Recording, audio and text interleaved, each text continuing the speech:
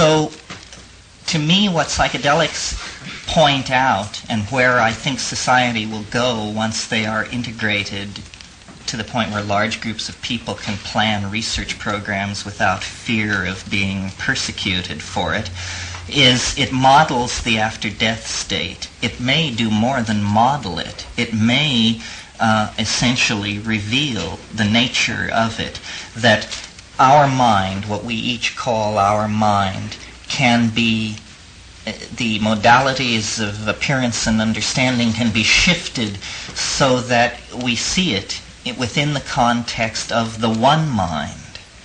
And then problems like the existence of extraterrestrials and that kind of thing become trivial, because the one mind that I'm talking about contains all experiences of the other. There is not the Newtonian universe deployed throughout the parsecs and kiliocosms of physical space and the interior mental universe. They are the same thing.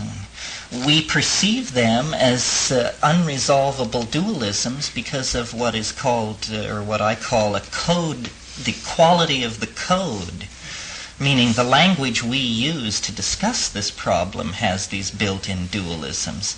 This is a problem of language. All codes have code qualities except the logos. The logos is perfect, and therefore it partakes of no quality other than itself. But so long as you map with something other than the logos, there will be code qualities.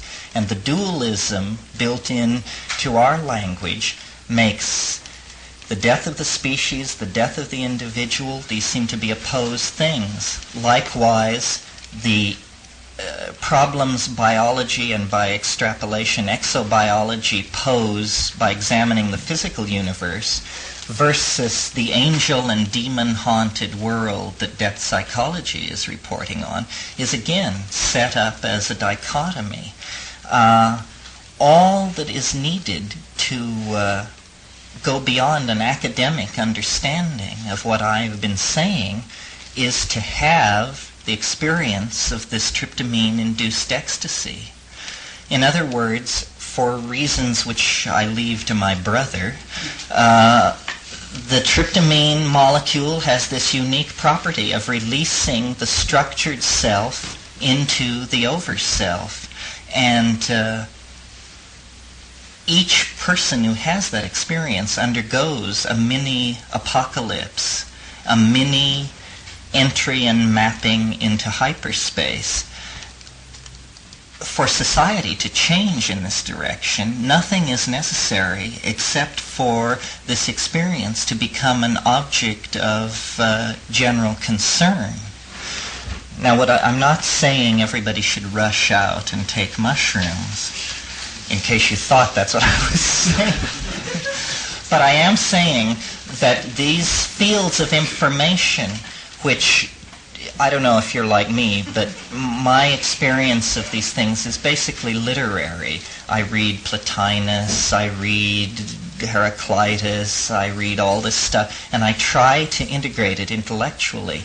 But it is a plane of experience that is directly accessible. And the role that each of us plays in relationship to it determines how we will present ourselves in the final transformation that this hints of. In other words, in this theory, there is a kind of teleological bias. There is a belief that there is a hyper-object called the overmind or God or what have you that casts a shadow into time.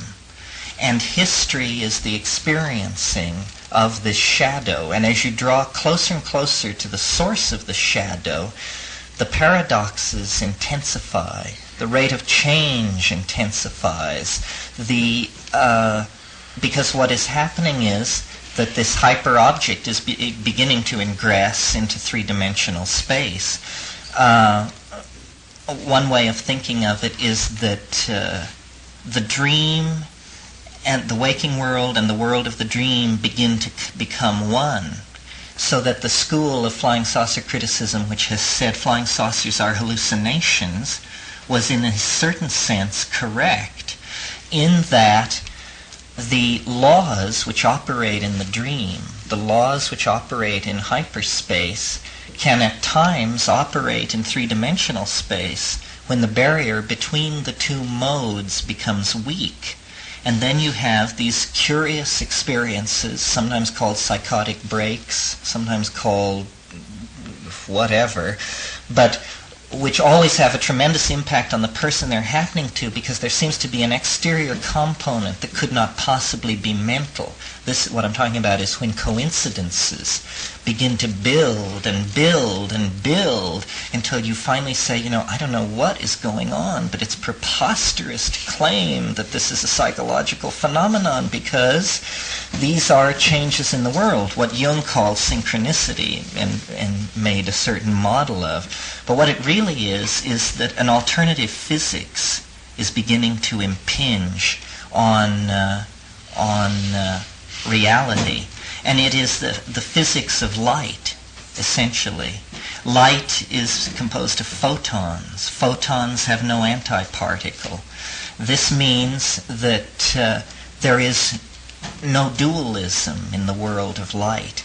And if you try to imagine the experience from the point of view of a thing made of light, you realize, I'm sure you're all familiar with the conventions of relativity, which say that time slows down as you approach the speed of light.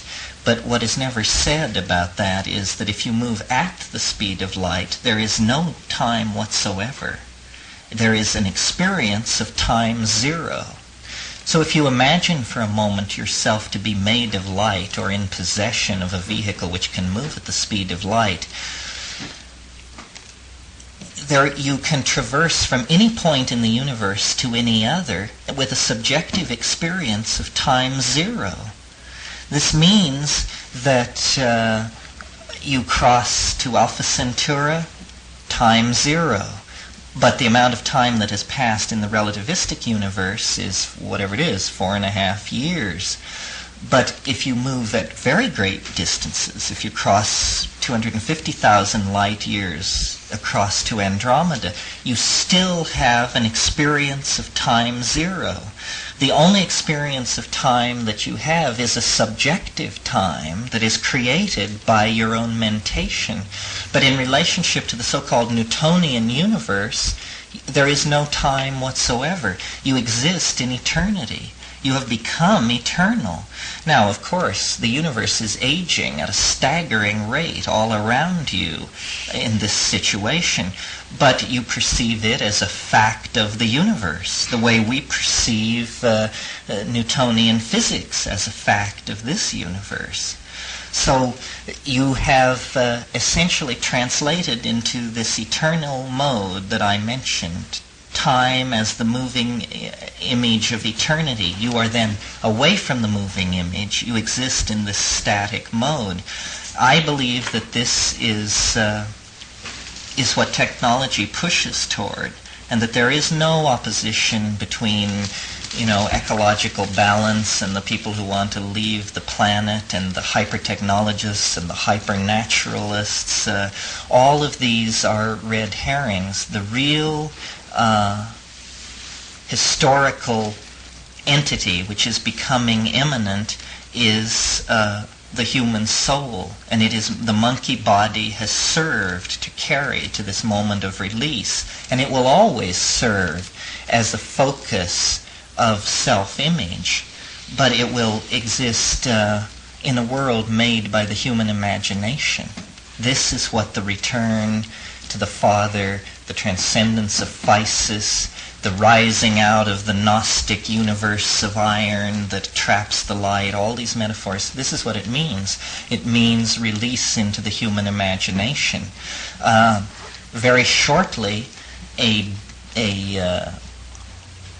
as it were, a dry run for this phenomenon will take place in the form of space exploration and space colonies, because there the coral reef-like animal called man that has extruded technology all over the surface of the earth will be freed at last from the constraints of anything but his own imagination and the limitations of materials, so that, for instance, the earliest space colonies, of course, there will be an effort to duplicate the ecosystem of Hawaii and this and that. You know, these exercises in ecological understanding to prove you know what you're doing.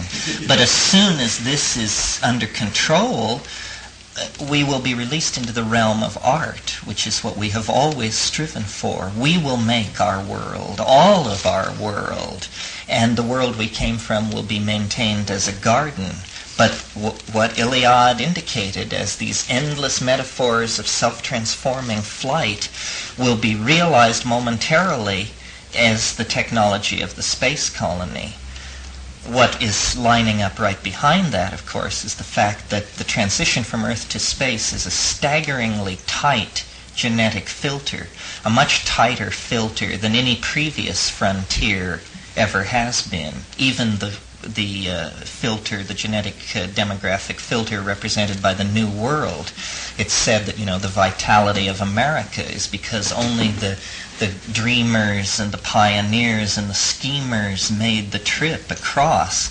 This will be even more true of the transition to space, and the technological conquest of space will set the stage then for the interiorization of that metaphor and the conquest of inner space and the collapse of the state vectors associated with this technology deployed in Newtonian space. And then man will have become more than dirigible. I think a break here is maybe in order. Let's have a break.